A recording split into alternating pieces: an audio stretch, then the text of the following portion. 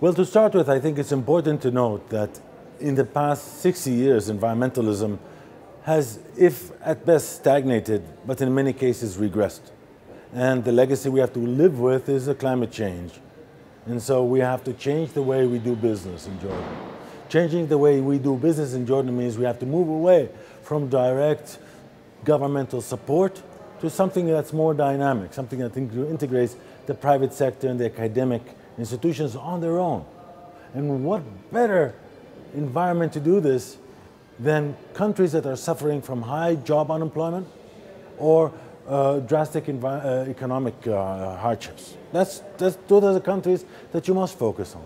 So Jordan is a good example, Greece is a good example, Portugal is a good example. Those countries which are facing stagnation in their economy are countries that you need to focus on by providing them with technical capacity building in what we call today green growth or green economy.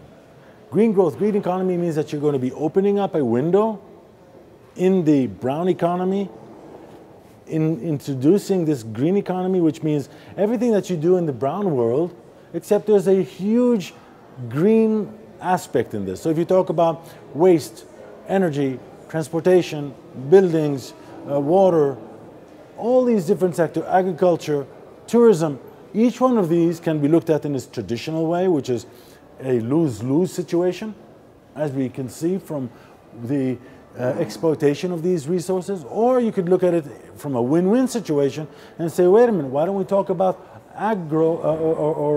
organic farming, or ecotourism, or renewable energy, or green transport, or all these green buildings, for God's sakes. How many new opportunities can we develop or create by introducing this green economy or green growth?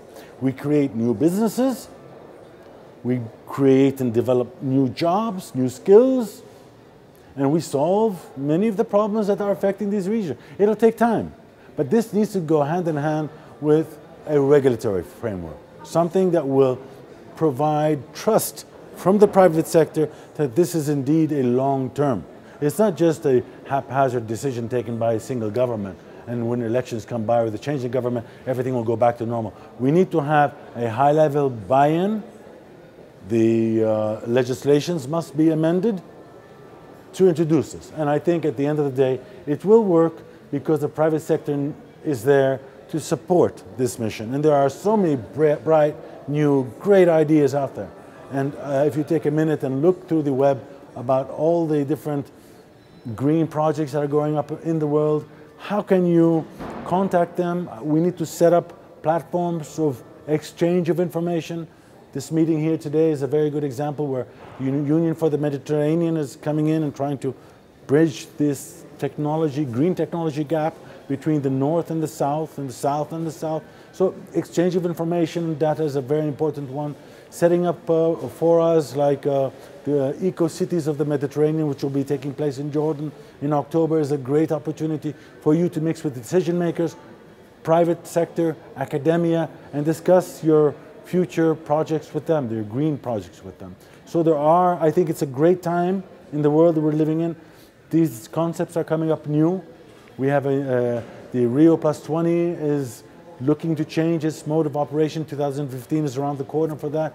UNEP has changed, has developed its portfolio, and I think the whole world is looking for a change. And this is a time, it's a great time to be green.